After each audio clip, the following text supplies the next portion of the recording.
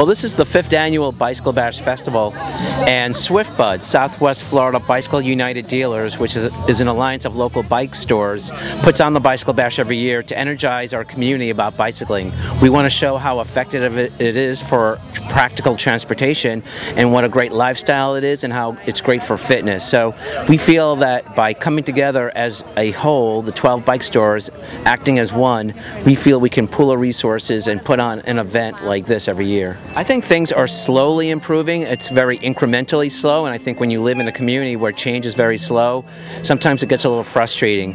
And I think that people are growing in awareness about valuing bicycling and the importance of pedestrian-friendly communities.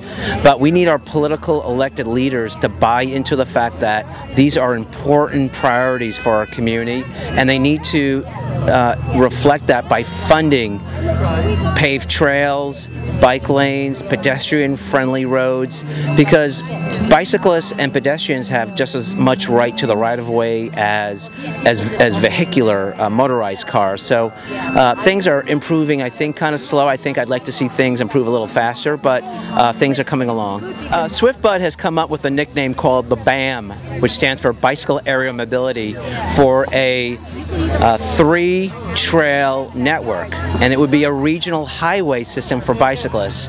One leg of this regional trail system would be the Tampa Bypass Canal Trail, which would go from New Tampa south along the Bypass Canal Trail down to State Road 60.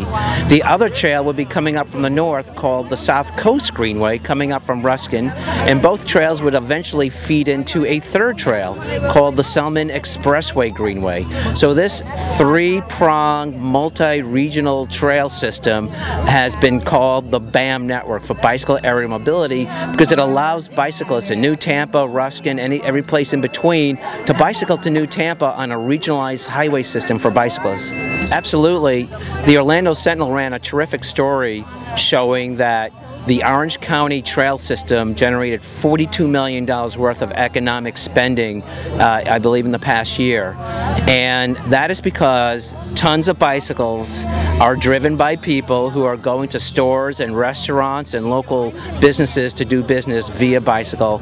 And people want to go to restaurants, they want to get drinks, and it is economic development. It's not just about giving a break to bicyclists. It's about making your region viable and competitive against other parts of the country where bicycling is valued. And if the Tampa Bay market is going to economically compete against the Raleighs and Atlantas and St. Louis's and San Antonios and the Richmonds, we need to have a viable bicycle network to get people around, because it's valued by people. They want it, and I think it's a practical part of any transportation system.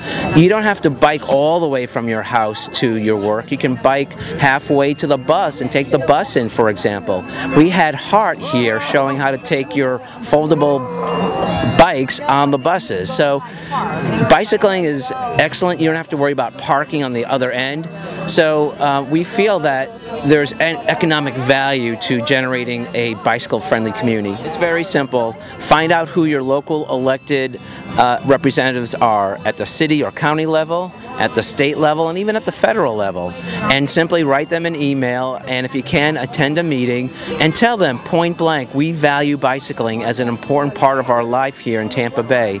Tell them what it means to you. Tell them it means I can get to work in a really cost-effective manner. Tell them that it's just great for fitness. Tell them I bike with my family and it's a great recreational outlet. And tell them that I spend money when I finish my bike ride at that store, when I finish doing the ride. So there's a lot of value on a lot of different platforms for bicycling, and we hope everyone buys into it.